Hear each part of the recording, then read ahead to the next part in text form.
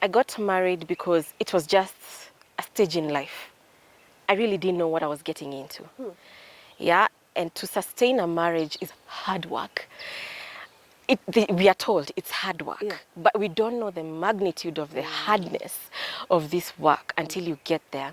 So for the first few years, it's bliss. You're happy, you're so in love.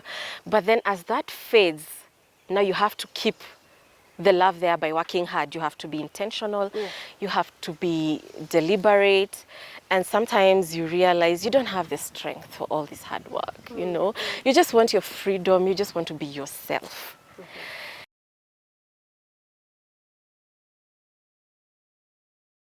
Welcome to the Golden Apple Show. This is your host, Jacqueline Jerry.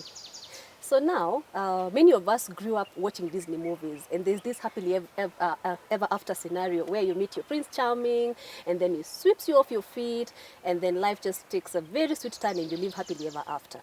And so many of us grew with that narrative. We expect that, you know, when you're of a certain age, you'll meet someone, you fall in love, no issues, no qualms, no headaches really. And then you just, you know, make children, make a beautiful family, and life goes on and on and on until death do you part. However, what happens if your family does not take the happily ever after turn? What happens if you get yourself in a position where you have to go separate ways with your spouse? What happens to the children that you guys had together? What happens to the kind of relationship that you'll have thereafter? Here with me, I have a guest who's willing to tell us her story that actually led her to write a book called Conscious Uncoupling, this one here. I've read it twice. I think I'll read it third time tonight. I love her honesty, I love her candidness, and she's here with us to tell us what led her, the journey through the self-awareness to where she is today. Tina. Yes. Thank you so much for being here. Thank you. Thank you for having me. Yeah. Sasa hebu tuambie story, ulianza aje? How did you meet Prince Charming? How was the courting process? You just indulge us, invite us into your world. Thank you. It was beautiful. Just like any other love story, it was beautiful. I fell in love in my 20s like most of us do. Yeah. And then I was raised to be a good wife to someone in future. You know, the way you're told in Africa, especially, you have to learn how to cook so that you can get married eventually. You have to be this way so that you can meet someone and be someone's wife in future. And so I grew up not knowing that there is another alternative, that you can actually choose not to get married, not to go the family way. It was just automatic that when you get to a certain age, you meet a man, you fall in love, you get married. And so that's exactly what I did. I got married in 2011.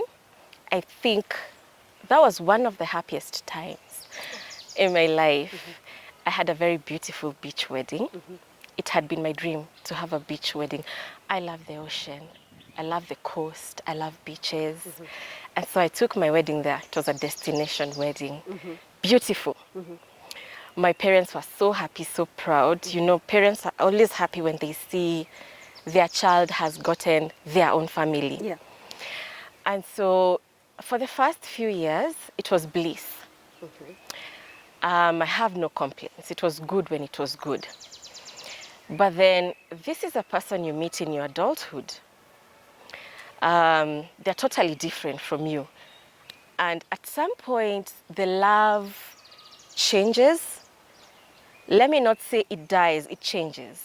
It stops being the butterflies and rainbows kind of love. You get used to each other, and then you start seeing each other's true colors. And you're like, But okay, you know that marriage is supposed to be forever, so you adjust and you continue living together. You have problems, you know you're supposed to work through them, resolve them, and continue living. But there are some things that you cannot work through. You cannot resolve them. It starts looking like you're forcing issues, you know? But because we have been taught that God hates divorce, marriage is forever, Till death do you part. Till death do you part. And of course, you don't want to die. You don't want your spouse to die. Yeah. So you have to do whatever it takes to make it work. And that's what most people do. I tried. My ex-husband tried. But we were not happy. At some point, you just have to come to terms with the fact that you're not happy. Wow. Yeah, you don't even need to go into the details because so many things can happen between a couple, but the bottom line is you're not happy. Yeah? And it doesn't mean that now because you're not happy, the good times are invalid. They're still valid. Only that staying in that union is sucking the life out of you. And with each day that goes by, you become a shell of your former self because of the emotions that are going through you. And I always say that life is not all about what is outside here, the exterior, because the exterior could be looking nice, beautiful, shiny, you know. But on the inside, you're dying slowly every day. Not because the other person is bad or because you're bad, but you're just not, you're not who you were 10 years ago. People grow. Yes. People change. Yes. Change is the only constant. Yes. And it's good if you grow in the same direction. But if you're growing in different directions, you'll wake up one day and ask yourself, who's this person next to me? This is a complete stranger. Yeah? Such that if we were meeting now, I would not date you, I would not marry you. You're a totally different person. And I think I'm a very introspective person. I like to say I'm self-aware and I accept the circumstances as they are instead of trying to, you know, cover up and force things. And I admitted to myself, I'm not happy. I'm not happy in this union. And speaking with my ex-husband, he also was not happy. But it's not something you can go and, you know, tell people out there. So we decided we are better off apart than together. And that is how our marriage came to an end. Wow. That's bold of you to share, by the way, because I know our society is so much into you cannot divorce, you need to make it work. Mwanamke ndio anajenga nyumba. Yeah. You cannot afford to complain, you have a spouse. So many people are praying for husbands and all that. Yes. But I remember at the beginning you said that love changes. Yeah. And we are not taught about how love grows because the butterflies in the stomach in a couple of years become something else. Yep. And it becomes a lot more work to maintain the spark and to try and align with your partner or for your partner to align with you so you guys can grow on the same page or dance to the same Yes, tune. exactly. So for you, at what point did you realize that you guys were not, you know, you're not compatible, for lack of a better word? And at what point did you discover that? It's a gradual discovery. You don't wake up one day and realize, oh no, we are not compatible. It just happens slowly by slowly over a period of time. You actually don't even realize it. You know, you don't realize it. It just happens so gradually. For me, I would say it started in 2015 after our second born. 2015 is when I would put a finger on it, but I wouldn't say that was it. Alright. It was just something that was growing, building slowly by the year. By 2019, I felt I just needed a break. I did not think of divorce at that time. I just felt I can't be here anymore. And so I spoke with my ex-husband. We actually sat down and discussed about it. And I told him, I know you're not happy either. I'm not happy. It's been obvious for a while. I need a break from this marriage. And he asked me, a break? How long? What do you mean? Where are you going? You know, it's normal to expect those kind of questions. Yeah.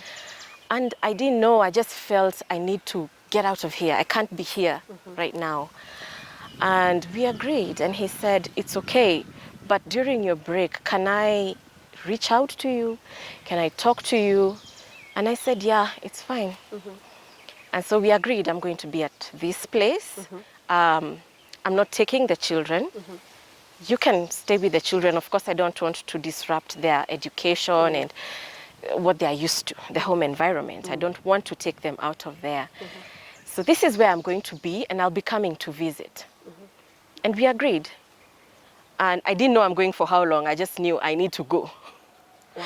And so I left, and I would come back home and visit, see the kids. Of course, there are questions. Mommy, where are you going? Why are you not staying here with us anymore?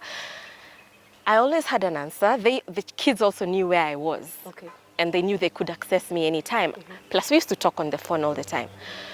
But as I said, I love the ocean and the beach. So I decided to take my first solo vacation, and I decided to go to Coast. And I went to Coast. While I was in Coast, I was staying in a beach house, and I think that is the most ideal environment for me to think about my life, and it's kind of therapeutic for me.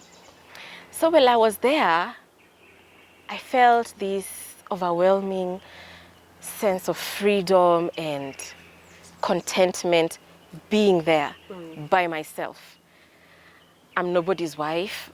I'm nobody's mother. I am just me. Like, I came back to myself. Yeah.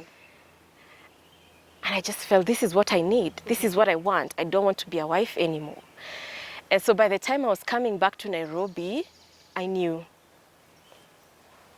my husband is not a bad person, but I don't want to be his wife anymore. And if he could be honest enough, he would also tell me he doesn't want to be my husband anymore. And so I didn't know how to break the news. I didn't know how to break the news, because it's not like we had fought or anything. There was no fight. It's just something that had been unfolding slowly. Yeah.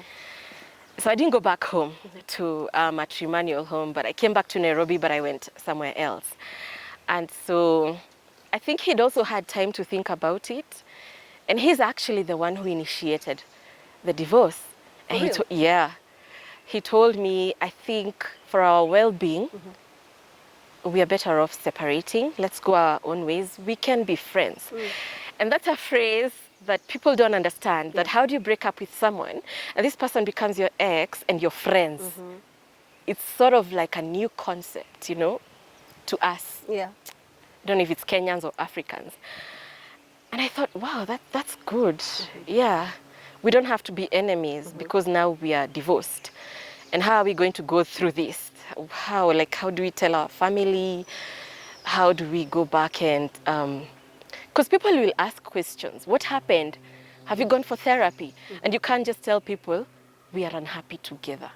They'll tell you, vumilia. Okay, before we get to that vumilia part, and you people need to stick together until death do you part. Yeah. I want to take you back to that beach house. That place that you sat with your thoughts and realized, oh my God, this is not what I signed up for. I am not happy here. I don't want to be his wife anymore. What kind of stories, what kind of questions were you asking yourself at that point? All kind of questions. I don't think there's a question I didn't ask myself. I asked myself questions from the past, like why did I get married in the first place? Yeah. And questions in the present. How do I feel right now? And am I going to live feeling like this for the rest of my life? Because this thing is for the rest of my life. Yeah. And future questions like what's going to happen to my children? Am I going to raise them as a single mother? Are we going to be shuttling kids between us? What's going to happen to them? I did ask myself a multitude of questions. My conclusion was, at the end of the day, my children have their own life to live. I have my own life to live. Yeah. And when I'm not happy, my cup is empty. I can't pour into their lives when I'm running on empty. Basically, I'm empty. Their father, the same thing.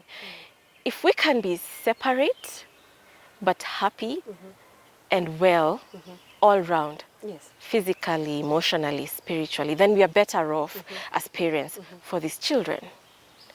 And anything else surrounding the separation can be dealt with, you know, as it comes up.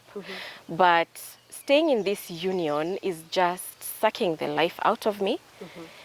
At this point, it's a shell it's not really a marriage, it's a shell of a marriage.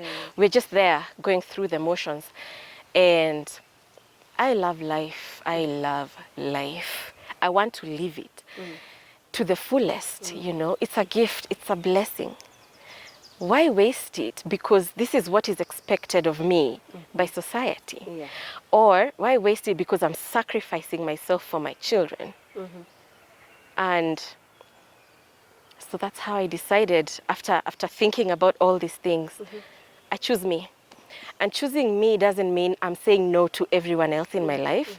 It simply means that I'm acknowledging that I have a life and I can choose to live it, or I can choose to live my life for someone else or other people. And I think, no, I'll choose me. I'm just saying yes to myself. Yeah. Which is something that most women, or many women, are supposed to practice to do, Yeah. because we sacrifice our lives for our husbands, we sacrifice our lives for our children. And I heard you say something that I don't hear often, about your children having their own lives, that you Yes. don't have to sacrifice your own, because you cannot keep giving from an empty cup. And that's interesting, because in our African setup, my God, unasema like si watu ukaji ya watoto. Yes, yes. I've had that a lot, especially in my practice. I handle a lot of divorce matters. And whenever my client is a lady, that always comes up, because we've been cultured that way. That you set your life aside, your interests, your wants, your desires, for the sake of maintaining your marriage. Like, your marriage is everything. Yeah. Your life revolves around that marriage. It doesn't matter how you feel or what you want, or if you're going into depression, or it just doesn't matter. Suck it up. Suck it up. Even the Bible, okay, I don't know if I'm going to quote this correctly, but there's a part that says that a woman builds her house with her own hands and she destroys it with her own hands. Yeah. So you'll think about everything in your life and you'll be like, okay, my needs are not so important. I'm a married woman. Let me just do this for the family. Even if I'm unhappy, it doesn't matter. Let me stay here for the sake of the children. And that's what most people do. But by the time you're deciding that's it, you've gone to the bottom of the deepest pit. Yeah. Like, you've waited until things are horrible. Either there's physical abuse, emotional abuse, or whatever is going on in that marriage. You've waited until it's a crisis. Yeah? You don't have any other choice but to leave. That's what happens mostly. But I think if you can see the signs, Yeah. because there are always signs. Don't wait until it's a critical situation. Sit down with your spouse. Have this conversation. If there are small issues that can be sorted, Yeah. sort them. Because most of the time they're just small issues. But if there are issues that cannot be sorted, just come to an agreement. What we had was good. It's not there anymore. Let's change the dynamics of this relationship. It's the marriage that is the thorn in our flesh. Let's get rid of the marriage. But let's sit down and look at what else we have between us. We have children.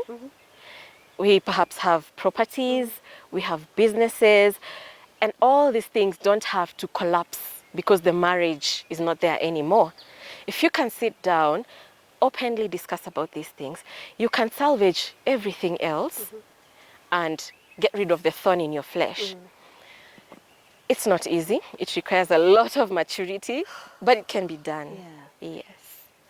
And for you, Tina, let me ask, what were some of the things, you don't have to tell us everything, but what were some of the things that you noticed? Because you say it was not something that you just woke up one day and decided, bam, I'm not signed up for this.